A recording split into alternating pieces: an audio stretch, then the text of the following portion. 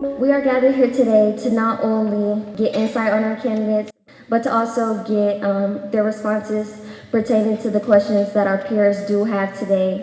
Just before Ohio's primary election, students from Civics 2.0 invited candidates for the office of Cuyahoga County Prosecutor to Collinwood High School for a conversation. County prosecutor has a more effect on your everyday life than the president ever will, the Supreme Court of the United States ever will. They have a more effect, once again, on your everyday life than they ever will. So it's so great to see the kids realize that, realize the importance, and getting to talk to the candidates and express their concerns within Cuyahoga County.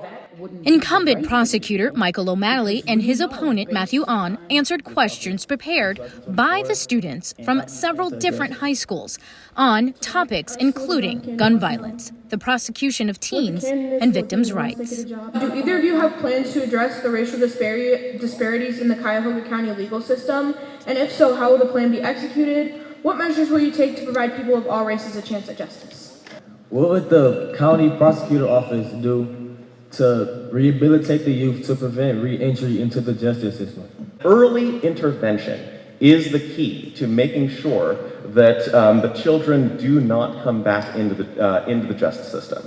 Under my leadership, working with the juvenile court judges, we started an early intervention center that on the front end evaluates juveniles who come before the court. Owen, a sophomore at Cleveland School of Science and Medicine, served as the moderator of this conversation with the candidates. So the questions, they were very, I would say, personal. You know, they didn't hold back.